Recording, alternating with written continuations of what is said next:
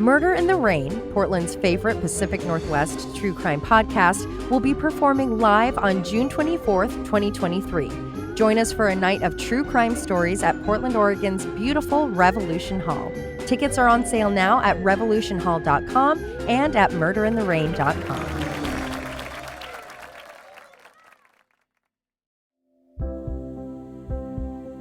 Spring cleaning and organizing your space isn't the only way to get a fresh start this season. This spring, take care of your mental health at forhers.com. At forhers.com, you can get access to real medical providers who can prescribe trusted anxiety and depression medication if it's right for you. The process is 100% online, including unlimited check-ins, provider messaging, and support along the way. Plus, to make things even simpler, you can get your first month of treatment for just $25 if prescribed. To get started, go to forhers.com/spring. That's forhers.com/spring. Look, I know that for some people, getting access to the proper mental health care can be a source of stress in and of itself. That's why HERS makes it so simple. Get started today at forhers.com/spring. That's forhers.com/spring. Offer only available if prescribed. Prescription products require an online consultation with a healthcare provider who will determine if a prescription is appropriate. Subscription required. Additional restrictions apply. See website for full details and important safety information. HERS, mental health care for real life.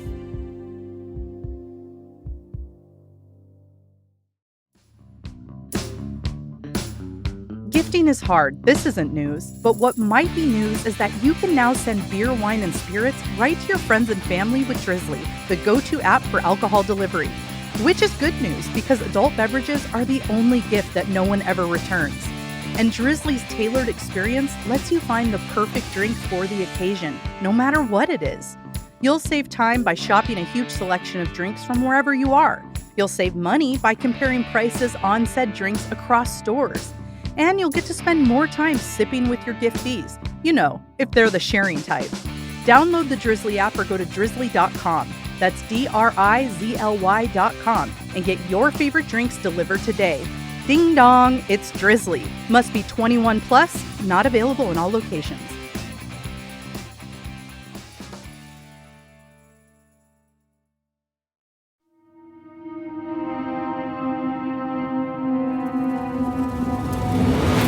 This is Murder in the Rain, where each week Emily Rowney, Alicia Holland, and Josh McCullough tell true crime stories of the Pacific Northwest. Murder in the Rain contains graphic content. Listener discretion is advised.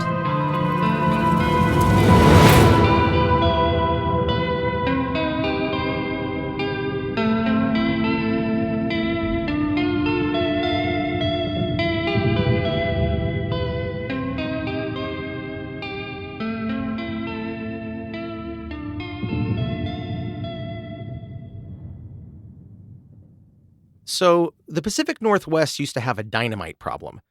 The amount of crimes and accidents involving everyone's favorite explosive is astonishing, and I now find myself surprised to see any Oregonian over 60 with all of their fingers. The scope of this one was so vast. There were so many incidents and so few arrests that tracking most of them to any kind of conclusion was not possible. There are so many of these dynamitings and firebombings that I may be compelled to create a sister podcast that focuses only on Pacific Northwest crimes involving explosives and call it Wet Dynamite. No. I'm going to go ahead and say maybe not. Just kidding. What? What? It's Yeah, in put an theme. H in there. It's in theme with our other Yeah. show. Oh, You we guys- get it. Oh, you just don't yeah, like it? It just sounds terrible.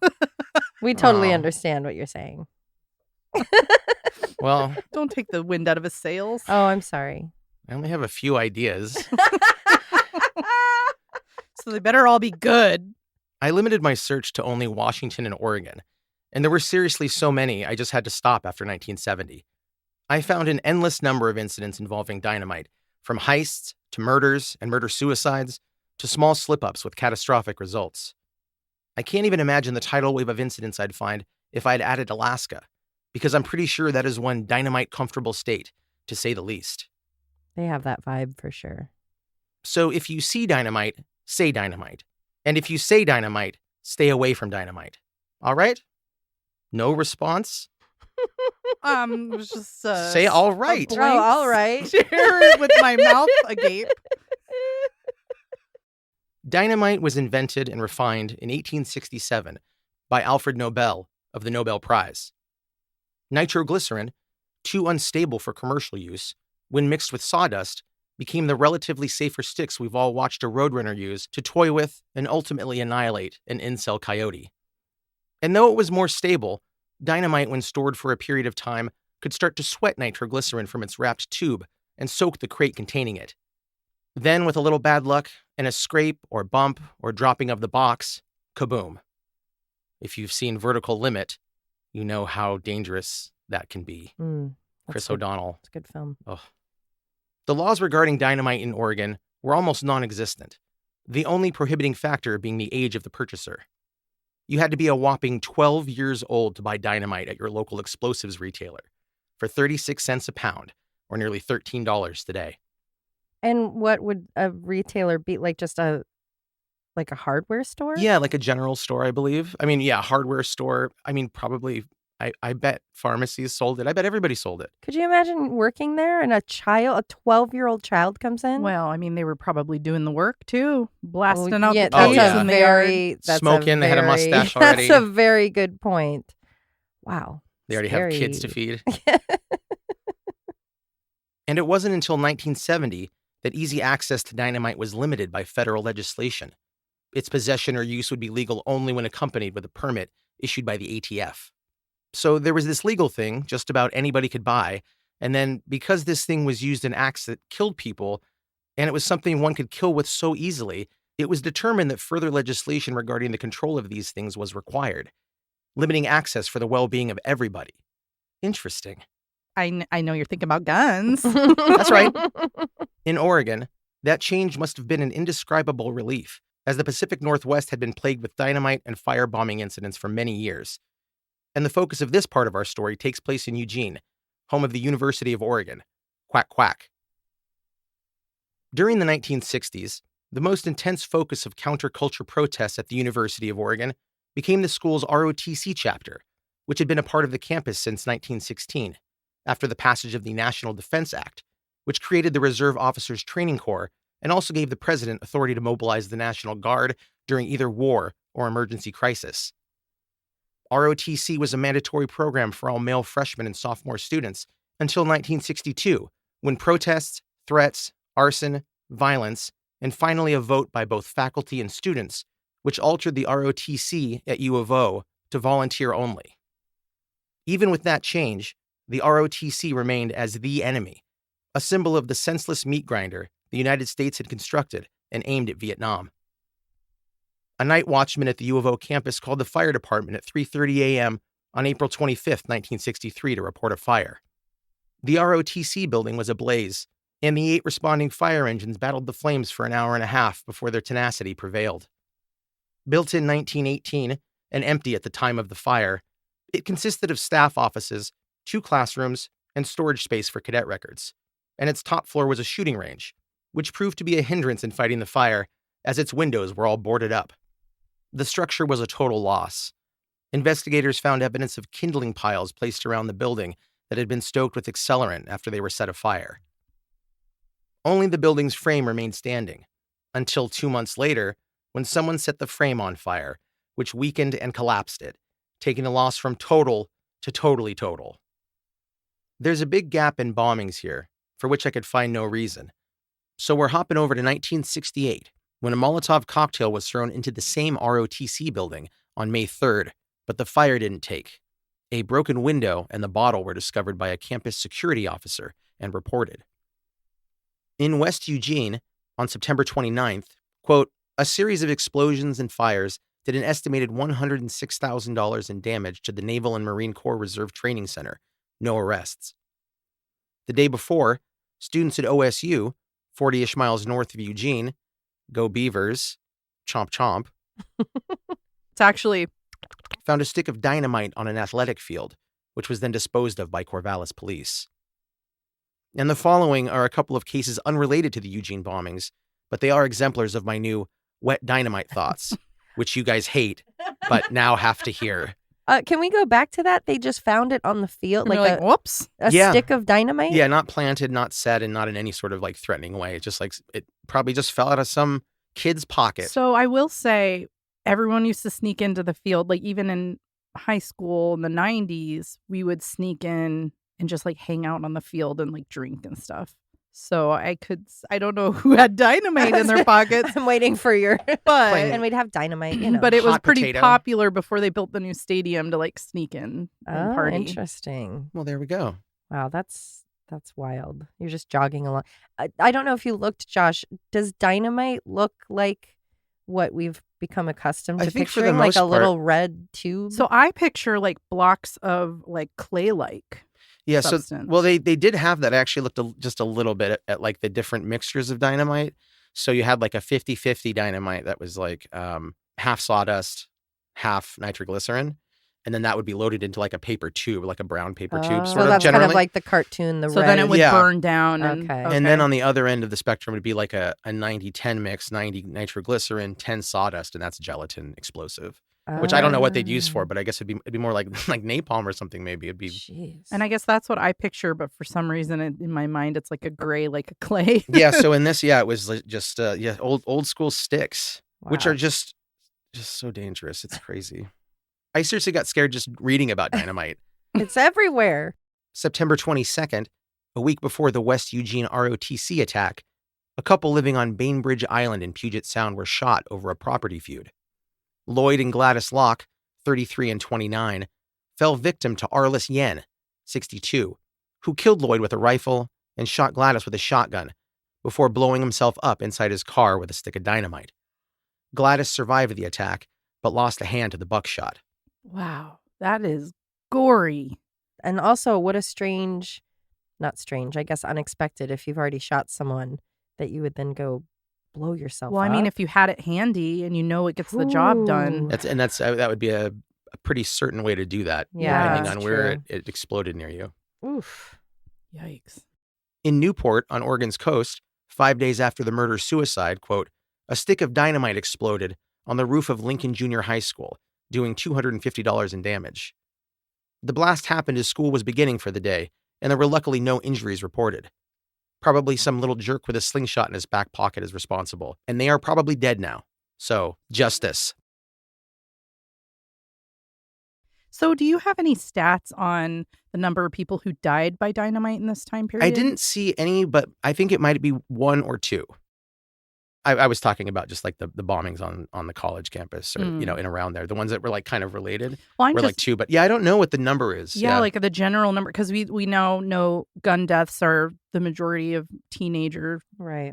deaths, right, caused by guns. I'm wondering because it seems like dynamite was rather high, but maybe it just happened a lot and people survived because it was empty Yeah, like how buildings or- common it was that, or like where it landed on the causes of death. Yeah, I should have looked up the most recent dynamite like murder or crime would have been interesting. But There's so always you know what? time. Yeah, tune into Wet Dynamite. The new Patreon Or series just- by Josh. Yeah, just if you just Put it on message Patreon. me, message me, and I'll check my Instagram in like a year or two, and I will Be right on respond it. with. I'll be like, "That's a great story." In response to the escalating attacks on military installations in Oregon, the Army tightened their security measures, installing floodlights on their perimeters, doubling their security, and putting it on 24-hour watch. A 24-hour series of bombings in Eugene began when, quote, 2 sticks of dynamite exploded in the doorway of Central Presbyterian Church on May 15, 1969. Some windows were blown out, and the building was slightly damaged, but no persons were injured, as the explosion occurred very early in the morning, and it was empty. The next targets were the Eugene Register-Guard newspaper building, U of O's administration building, a bank near campus, and a state highway division maintenance yard. Quote, the final blast rocked Emerald Hall at U of O. No one was arrested, and the only people questioned were witnesses. A fire at U of O's physical education building destroyed an ROTC supply room, 6 or 7 classrooms, and irreplaceable student records on February 16th. Damage was estimated at $250,000, or near $2 million in 21st century money. This is crazy. And they never arrested anyone? For the most part, no. There's one guy who bombed a University of Washington ROTC building, in 1970, and then he wasn't captured for that crime until 1987. So do you think this was organized? It sounds like it may be a wider issue than just the U of O campus. Some of the bombings are linked to anarchist groups Mm-hmm. in the area at the time. There was the Weather Underground. Later on, after 1970, I think there was the George Jackson Brigade, which is a very interesting story, but I'm not going to go into that right now because it's too vast. Yeah, there were a lot of the SDS, I think, the Students for a Democratic Society, I think had some. So there was a lot of, there were extreme people there. Well, in 1970, you had Kent State also. Oh, yeah. Yeah, it was earlier in that spring, I think, right? Yeah, that was in May of 1970. That moment is kind of looked at as the real official end of Summer of Love. There were several things after 1969 that went bad, but in Kent State, for those that don't know, there was a protest against Vietnam War, and they sent in the Ohio National Guard.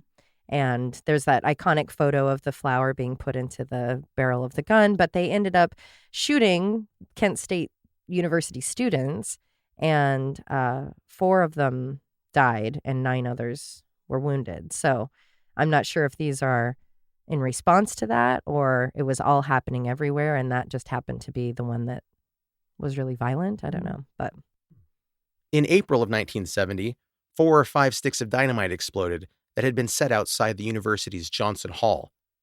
6 months later, August 21st, 1970, Emerald Hall suffered another attack by firebomb, this one set on a timer. It exploded at 10:30 p.m., setting off fire sprinklers, and had already been doused by the time firefighters arrived to the scene. October 2nd, 1970, a dynamite bomb exploded in a basement restroom at Prince Lucian Campbell Hall, a 10-story building. It caused severe damage to the structure, but the 3 people on the top floor at the time of the boom were completely uninjured. The bomb had been a bundle of 20 to 24 sticks of dynamite, and the crime was investigated by the State Police Arson Squad. University President Robert D. Clark said, quote, "It could have been coldly calculated by off-campus or campus persons, or, as seems more likely, it could have been an act of sheer madness." That narrows it down. yeah, it was maybe a student or not. It was determined, probably because it happened, that the blast had been powerful enough to, quote, "drive a baseball through a 2-inch plaster and metal lath wall and 2 windows." 4 days after this attack, Governor Tom McCullough visited the site wearing a cute little hard hat and spoke with a group of 300 students. He was running for re-election at the time, after all, and he was only heckled a little bit and did some door-to-door campaigning while in the area. Worst nightmare ever. The next month, on the 21st, the circle was completed when Portland's Liberty Bell replica was destroyed by a bomb, which I covered in part 1 of Explosive. Then, on December 1st, Johnson Hall was bombed once again. 4 to 5 sticks of dynamite either thrown into the building or placed near a first-floor windowsill. Most of the damage was limited to broken windows, and its cost for repair was around $8,000. And finally, a headline from the December 26, 1970 edition of the Salem Capital Journal reads, quote, "Campus is quiet, but discontent lurks beneath." The article cites a large drop-off in protest attendance and called the quiet, quote, "not a result of contentment, but resignation, and that discontent still seethes just below the surface." The article then ends in a classic, old-timey trauma brush-off, quote, "But right now it appears the situation could be summed up in this comment. A lot of the kids are back studying and attending class, and the rest are at Max's drinking beer. Nothing to see here, folks. We've done nothing, but rest assured, you're safe." That's really wild. I know that's before my time, but not by that much, literally a couple years.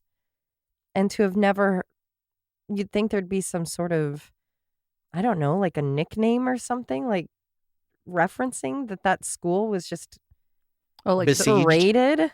The bomb capital or something. Something to have never heard it, and this university was being bombed constantly. Yeah, That's I don't really... remember them talking about that at the university tour. Right.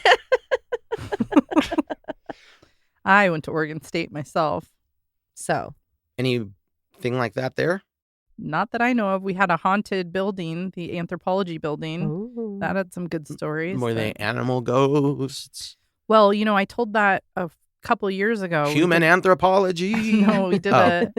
episode. We did episodes for Halloween, and I told the Ted Bundy story with the girl that supposedly haunts the dorm. But yeah, there's lots of spooky stories But no on campus. bombings. No bombings that I know of. Wow. I would guess that the university and the police probably did their best to quiet it from being talked about and well known, and they don't want to not have students going there. Well, like what they do with rapes on campus. Yes. Mm-hmm. And for the most part, none of these bombings or fires resulted in any arrests or convictions. And today they feel totally forgotten. Extreme anarchist groups or individuals are thought to be responsible for some of these incidents.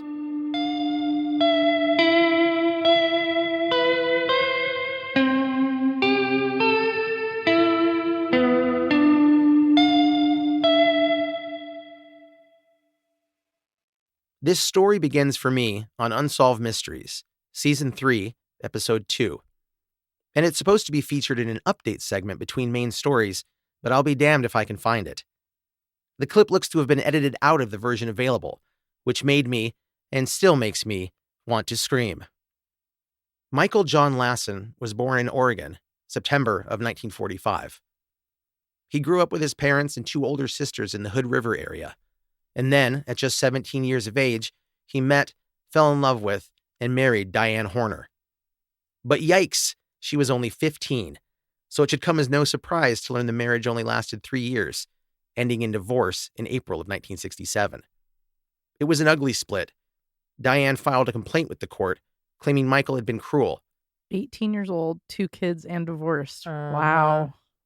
You're already like deep into life. Yikes. And it only gets better from there. Yeah. Hence why she was seeking custody of their children, Johnny and Michelle, and $150 in monthly child support. Diane was granted the divorce, the custody, and the money. Good job, Marion County Court. It didn't take long for Michael to find another partner, marrying Sharon Ann Gowan, a 20-year-old woman. Yet again, another 3-year relationship came to an end, this time without involving children. Although I did find a record that showed the pair held some sort of ceremony in Reno 7 months after the divorce, perhaps an attempt at reconciliation that ended in annulment. The mill town of Elgin, Oregon, falls between Portland and Boise, nearly at the Idaho border. To say it is a small town would be an understatement. In 2010, the census showed a population just over 1,700, and the city itself encompasses just 1 square mile. And some fun facts from Wikipedia: if you drew a straight line from Disneyland's Main Street, due north, it would land you in the heart of Elgin.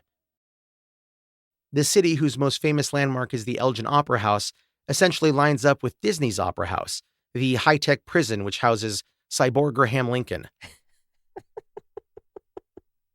Now, you read that off Wikipedia, or did you measure it yourself? I didn't do nothing. As small towns tend to be, Elgin was a quiet place. That was until September 29th, 1985, when Odie's Steakhouse and Bronco Room, the popular local hangout of which Michael had become the owner, was slightly damaged due to a fire of unknown origins. Great name. Odie's Steakhouse and Bronco I Room. love it. I wish I could go there. That sounds so cool. I did read about the original owner of it, who was just like mad about the rodeo. He loved it. He was crazy about rodeoing. What does Bronco Room mean? Well, I think fucking Bronco. Yeah, I don't know if they actually had like people on bulls, but it may have I don't know, bull themed or a concert thing or cowboy themed. I don't think they had the rideable thing. Yeah, I was wondering if they did or some Maybe. primitive version of that. I don't know, but it was just all about They're that. like, we took the horse from outside the grocery store, amped it up a bit. Cranked it up, Odie style. Getting insurance payments had taken time, as had the repairs, and Odie's wouldn't even reopen its doors before another tragedy would strike. Michael's establishment shuttered for months, then suffered a literal blow. It was around 6 p.m. on January 26, 1986, when an Elgin resident, Mr. Schwebke, no first name, went walking past the business and smelled gas coming from the tavern. He did not inform anyone of the concerning and dangerous odor, and 6 hours later, at 12:30 a.m., now the 27th, Odie's exploded, and the natural gas-fueled flames led to the building catching fire. Being in the heart of the downtown area, the buildings were close together. From the explosion and subsequent flames, the Elgin hardware and sporting goods stores, Perfection Auto, a pizza parlor, and apartments above the business were all affected. The pizza parlor only had to contend with smoke damage, and the other buildings were fire damaged, but the apartments took the worst of it. One was empty, and another had a woman occupying it, but she was able to escape the blaze. Sadly, the same couldn't be said for 89-year-old Clarence A. Whitty. He had been living in one of the apartments and was unable to escape. The loss of life and multiple businesses was devastating to the small community. As shocking as it all was, it was difficult to imagine anything more than a tragic accident was to blame. Investigators confirmed the incident had been a result of a gas line explosion. Looking a little closer, though, investigators found that the gas lines to the furnace and other related appliances had been manually opened. Mm-hmm. When the gas company confirmed there had been no leaks in the lines or to the exterior of the building, they knew something fishy had taken place. Even more damning, the restaurant had been vacant. The back door had been deadbolted. The front door had not only been padlocked, but nailed shut. All of the evidence confirmed it. This was a case of arson. Since most businesses don't get blown up for no reason, eyes were immediately on Michael, the owner. But they didn't have much physical evidence, and just a few days after the explosion, a wiretap order was permitted for Michael's landline. Officers listened in to call after call, hoping to hear something that would allow them to bring charges to Michael, if he had been the one to plan the incident. As some investigators eavesdropped, others were looking into what could have been a possible motive, and it wasn't difficult to find one. It turned out that Michael was the public owner of the steakhouse, but he was actually in the process of purchasing it from one Kathleen Stockfleth. Too bad for Michael, though. He had fallen way behind in those payments. And not only that, but Michael owed money to another investor of the tavern, a Mr. or Miss Hawk, Hauck, who had purchased some interest in Odie's and was also not getting paid. After getting the insurance payout from the first fire, Michael made the decision to up the coverage, and that elevated payout was only going to be valid until February 1st, which was just days after the explosion. I feel like he maybe didn't try very hard to make it not seem like he blew up his own place. He seemed more interested in the goal than doing it right, Yeah, like or smart. Nailing the doors and just And there's seems more. kind of obvious. Interviewing the suspects, Oregon State Police Detective Montgomery interviewed Michael Lassen and Deborah Thompson, an employee at Odie's. It didn't lead to much, and Michael refused to take a polygraph. The interviews continued, with Michael being questioned several times, and each time he swore he had every intention of remodeling and reopening his business. Putting together their case, the state felt they had developed a pretty solid timeline as to what had occurred in the hours before the Bronco room blast. The most important point was that Michael had the only key to the building. On January 24th, Michael and Deborah Thompson disconnected the gas line from the furnace and removed some of its panels. 2 days later, around 1:30 p.m., Michael, Deborah, and 4 friends were back in the building. Supposedly, the friends were there grabbing supplies for a wedding, and the plan was that Michael would give Deborah the key to the building so that she could let workers in who would be helping with the post-fire remodel. But instead, Michael decided to hang on to it. And Deborah was An employee. Oh, okay. Just someone who worked at the bar. Probably, I don't know, okay. bartender, server. It's unclear if the 4 friends were ever questioned. They were looked into, though, and it was decided that none of them, quote, would have a motive or stand to gain from a fire at Odie's. There had been search warrants issued for the 6 persons of interest, including Michael, and detectives were hunting for some sort of pipe wrench that may have been used to disconnect the gas lines, but they found nothing. Investigators were desperate for anything more than the circumstantial evidence they did have. With times being as tough as they were, they felt that every business owner in the area would have the motive of money if something were to happen to their business. They needed something solid to prove Michael did this intentionally. It's unclear if the prosecution was shooting their shot with the evidence they had, or if they'd heard something resembling culpability over the wiretap. Either way, a grand jury indicted both Michael Lassen and Kathleen Stockfleth in March of 1986, bringing charges of arson, felony murder, conspiracy to commit arson, theft, attempted theft, and conspiracy to commit theft. And Kathleen was the actual owner, or was selling it to him? Yeah, she had Ooh, bought and it. they were in cahoots. Yeah, full cahoots. That's fun. Mm-hmm. I love a cahoot. Me too. That's another one of those conversations. Like, how did that come to be? He's on the phone to her, has her over, like, I'm way behind on these payments, but what if we blew up your business? Probably started as he was like, wouldn't that be crazy if we just like took insurance we'll payments? just open the gas lines and let the building blow up, and then we'll just take the money. Kill the people around here? And to not think that anyone would look at the dates of the policy and all that stuff. And I mean, my God. Yeah, or that he was in a financial situation. Back to the wiretap. After just a few days of listening in on Michael, detectives had no evidence. In fact, they stopped listening when he mentioned he felt he had been tapped. So he got a new phone and a new number, and investigators then filed for another wiretap request. The first request had been made as they felt they were not going to be able to get any evidence without one, but they hadn't exactly exhausted all options. And the second request had been made after Michael changed numbers. The problem with this was that the first request was valid for only 30 days, and the second request was made just over a week later, so it voided itself. That's when the court decided whatever evidence they had gathered through the phone tap would be inadmissible. One piece of information investigators collected, possibly from the now useless wiretap records, was that a couple of days before the explosion, on January 24th, Michael and his employee Deborah Thompson removed paneling from the building's furnace and disconnected it from its gas lines. Pretty hinky stuff.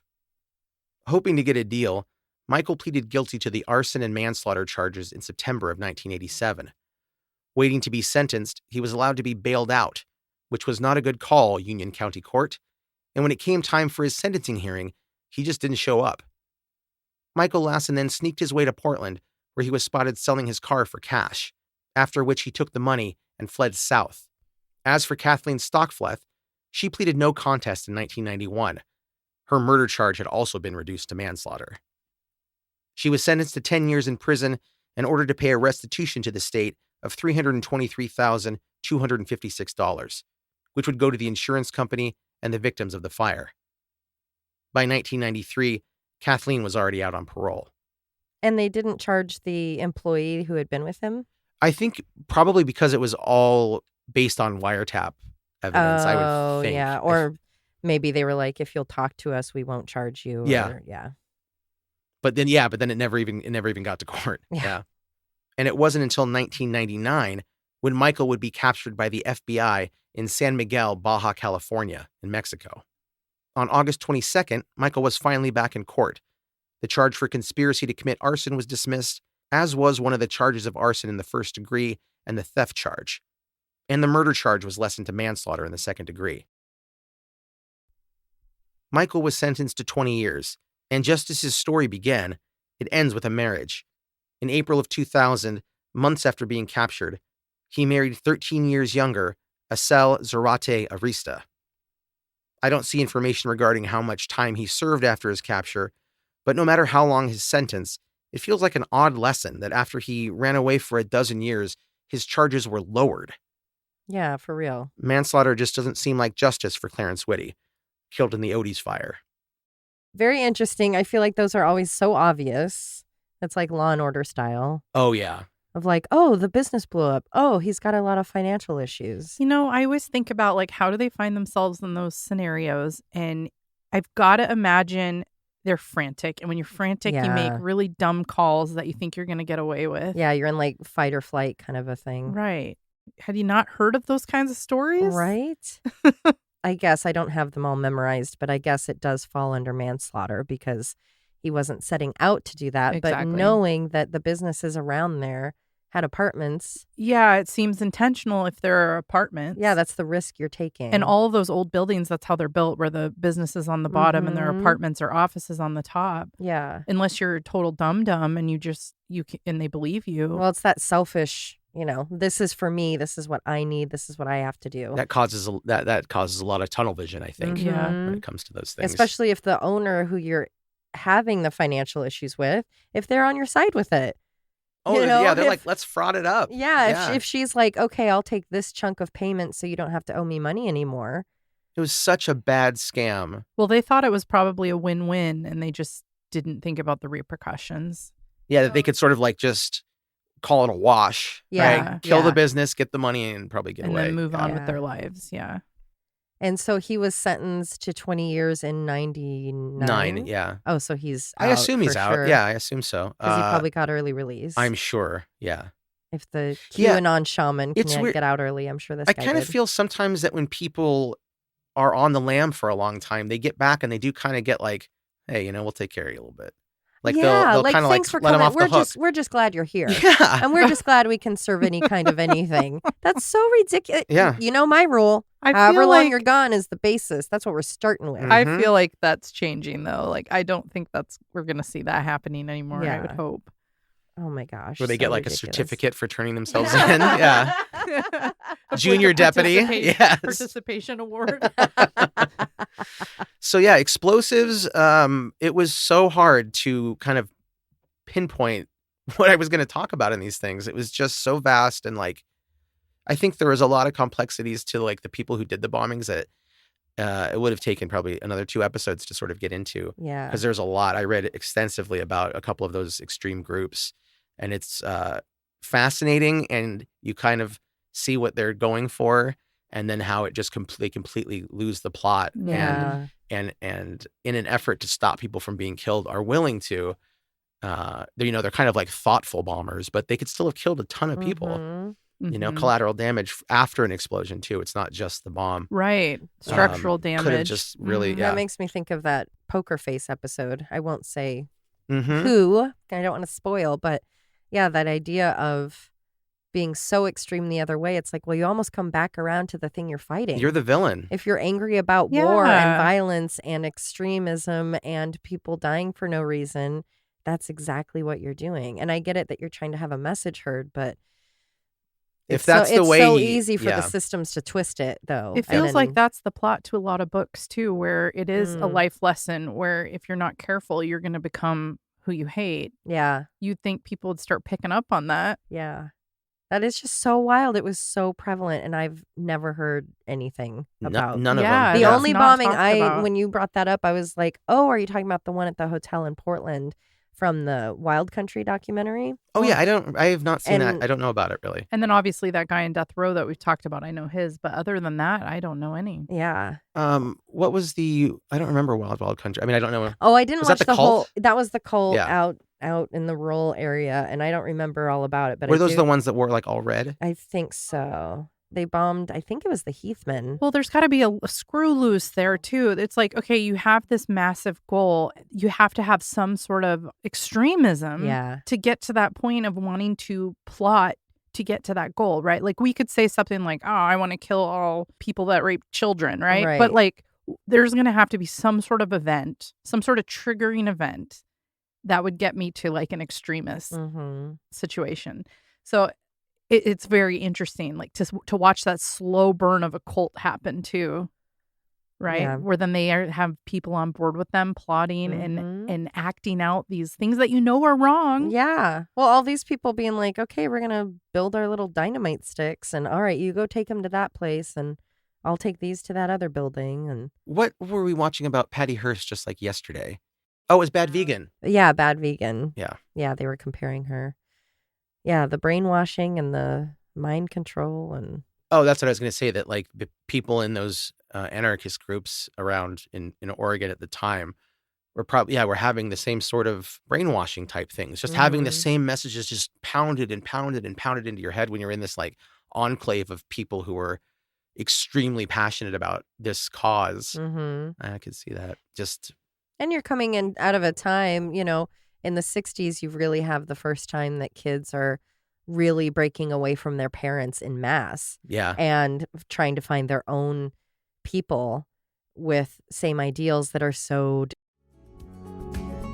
If you have an upcoming summer trip abroad, my go-to travel hack is Babbel. Whether you're a seasoned traveler or embarking on your first adventure, communication is key to fully experiencing a new culture. That's where Babbel comes in. Babbel is the language learning app that has sold more than 10 million subscriptions. Thanks to Babbel's addictively fun and easy bite-sized language lessons, there's still time to learn a new language before you reach your destination. Babbel is perfect for people like me who may struggle with a short attention span with lessons that only take 10 minutes to complete, so you can start having real-life conversations in a new language in as little as 3 weeks. There are so many ways to learn with Babbel. In addition to lessons, you can access podcasts, games, videos, stories, and even live classes. Plus, it comes with a 20-day money-back guarantee. Right now, get up to 55% off of your subscription when you go to babbel.com/rain. That's BABBEL.com/RAIN for up to 55% off of your subscription. Babbel, language for life. Different and so extreme from their parents. And yeah, it doesn't take much to get into that. And next thing you know, you're carrying a stick of dynamite and leaving it on the field. It does seem like a reaction almost to like society itself or the previous generation's damage that had been done or something. It's just like the anger was so enormous that it came from like 100 different sources. Yeah. And then it gets focused down to like this military. They have like an establishment on campus, which is I don't like at all. Yeah. So I don't know. I get it. I understand some of that because it's just like you'd be screaming into a void. Yeah. No one is listening to you. And it's a point when you're like an adult now and you're at school and what you say should like start to kind of matter because you're a grown up, and then I'm sure we're just treating them like children and like nuisances. Yeah. And then acted way too late. Yeah. We're coming for your dynamite.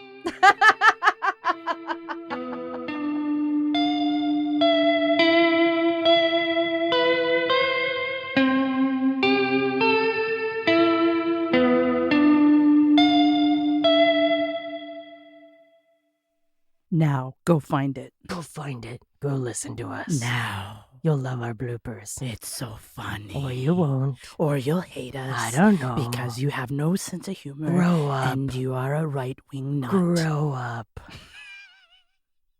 Put all that. I think all that. No. We'll pay for a minute spot. Thank you.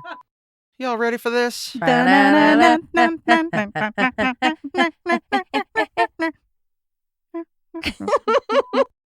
Josh! Oh, I hate that. Not you saying it, but just anyone being shouting my name. screamed. I'm definitely in trouble. I forgot to take my meds last night. No. You're for constipated? Stupid. I constipated my medicine.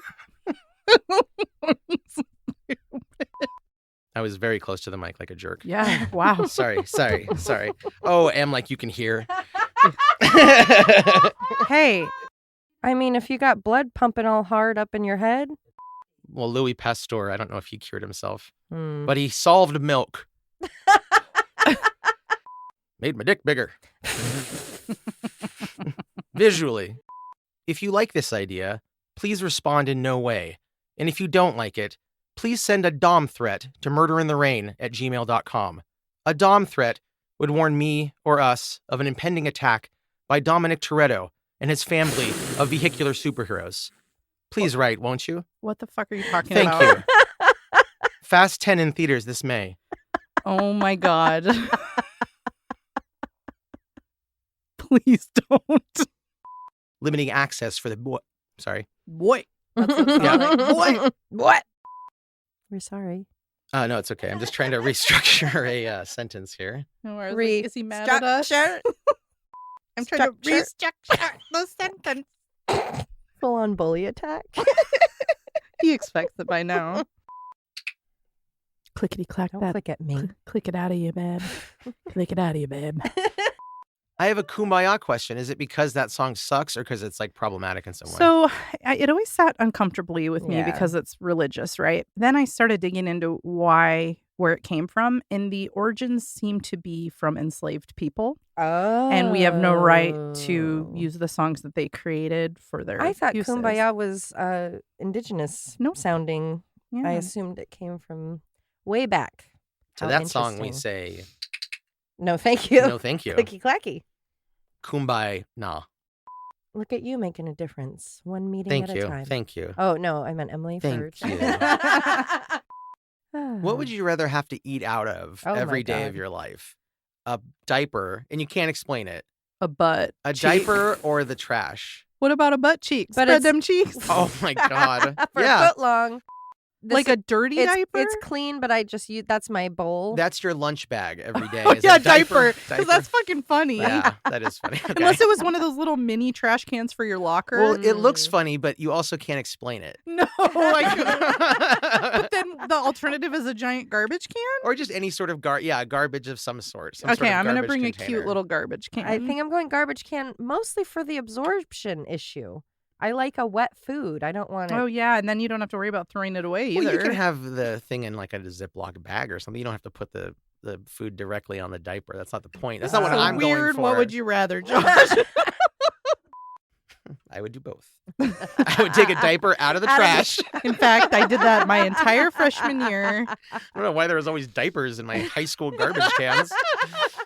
My first teen mom was Amber and Gary on Teen Mom. Oh, yeah. Yeah. That's a good one. That's a real good one. Yeah, that guy was the most Gary to ever Gary in Gary. Yes. All right, Josh, you got a story for us? Oh, yeah. I forgot. Alrighty. We were doing something. We were like, can we just change our show to Shoop in the Poop all the time? We'll just do funny voices. Yeah. West Eugene, born and raised. Is there anything that rivaled a honky tonk badonkadonk? Nothing. Never. could. Nothing compares. Like, I've been thinking about just how big that fucking crowd is. 500 people, maybe? Well, it can hold up to 800. Oh, And I'm hoping barf. to sell it out. Oh, barf. All of a sudden, Josh is sick and can't perform. Oh, please. He'll get going and his little yogurt mamas will be cheering I him know. on. I'm just saying. And he'll get up there and be like, oh, I'm Mr. Swag and Mr. Cool. Some windows were blown out. What? Tim Allen, is that you? Oh. Oh, my God. I haven't thought about that show in ages. I loved that show. Oh, yeah. In a state highway, Emerald Hall suffered another attack by firebomb. This time, sorry. Oh. That's hello. my tummy. It's just I high. think that was my No. tummy. I thought that was someone's bum. No, No, I it was my wish. tummy. You don't wish. I'd clear out this room. Don't threaten me with a good time. And that discontent. Fuck. Sorry. Oh, I just know how annoying that is when That's you're the worst stuck. feeling. Fucking shit. Not a result of contentment, but as a not a result of contentment, but as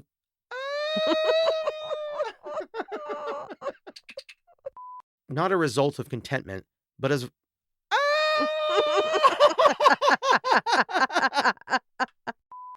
No jail, more- jail, go to jail. No more boom boom for you. This story sorry. Tick, tick, tick. Tick tick tick tick. Suck a dick dick. Oh, suck a dirty dick dick. And some fun fact and hey. That would be a good Josh episode, Oh, probably. thank you. All right. Because it's boring and there's a lot of technical No, things. it's just I feel like It takes place over a long period of time. That's definitely my style. yeah, I think you'll And like it's not direct. You don't like direct violence. I try. Yeah. I mean, I don't like it, but story wise, you're not it's- drawn to that. Yeah, I think it's harder for me to write that stuff. And then there's me. Yeah. Well, I when mean, you're a woman. yeah, exactly. I'm like a big baby. I'm like, oh, the world is scary. Oh shit. I don't like that. Oh no, I really don't. Murder in the Rain is a Cascade Media production, written and hosted by Emily Rowney, Alicia Holland, and Josh McCullough, edited by Josh McCullough. You can always contact us at murderintherain@gmail.com or through our website, murderintherain.com. If you just can't get enough of Murder in the Rain, for as little as $5 a month, you'll have exclusive access to bonus episodes at patreon.com.